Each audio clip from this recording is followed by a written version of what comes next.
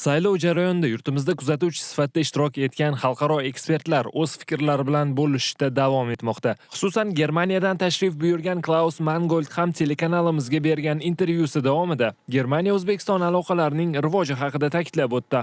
Men Germaniya hukumat nomidan va hukumatingiz taklifiga ko'ra saylovlarda kuzatuvchi sifatida ishtirok etdim. Men bu yerda germaniyalik kuzatuvchilar bilan birga ish olib bordim. Saylovni kuzatish jarayonida ko'plab uchastkalarda bo'ldik, jumladan Buxoroda ham. Bizning fikrimizcha saylovlar ochiq, shaffof va juda yaxshi tashkil etilgan. Bu borada shikoyatlar bo'lmadi. Ta'kidlash lozim, inqiroz davri, ya'ni 2020-yilda O'zbekiston yalpi ichki mahsuloti o'sish ko'rsatkichi bo'yicha dunyodagi kam sonli davlatlar qatoridan o'rin oldi. 2021-yil esa rivojlanish yanada kuchaydi. Shunday ekan, keyingi bir necha yil ichida ishonamanki, katta imkoniyatlarga yo'l ochiladi. O'zbekiston keyingi 2 yil ichida yirik kompaniyalar uchun juda muhim hamkorga aylanadi. Noyabr oyi boshida O'zbekiston Respublikasi bosh vazirining Germaniyaga tashrifi kutilmoqda. U yerda o'zaro hamkorlik yo'nalishlari bo'yicha muzokaralar o'tkaziladi. Bu esa o'z navbatida ikki davlat aloqalarini yanada yaxshilashga xizmat qiladi.